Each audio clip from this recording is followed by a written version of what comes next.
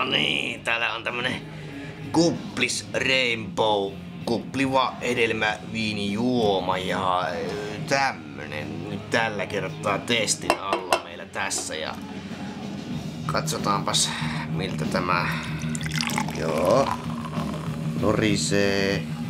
On kusimainen sinällään, mutta joo aika laiha kusi sinällä jos miettii, mutta nyt maistellaan tätä sitten ja minäpä kerron ihan kohta sitten.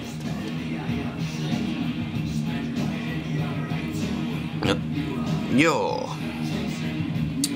Sehän ei se oikein maistu miltään sinällään, mutta musta oma kusi ehkä vähän parempi. No en mä tiedä, kyllä tämmöstä ehkä parempi on silleen kumminkin, että joskus kun on köyhänä, niin aina tulee omaa virtsaa silloin tällöin juotua, mutta kyllä nyt kumminkin tällä tutulla arvosteluasteikolla niin 2,3 kautta 5,3 varmaan voisi olla, että se nyt puuttuu vaan tuo hörttuan sinappi tästä nyt, mutta kyllä se ihan jees on. Näihin kuviin, näihin kuplistunnelmiin.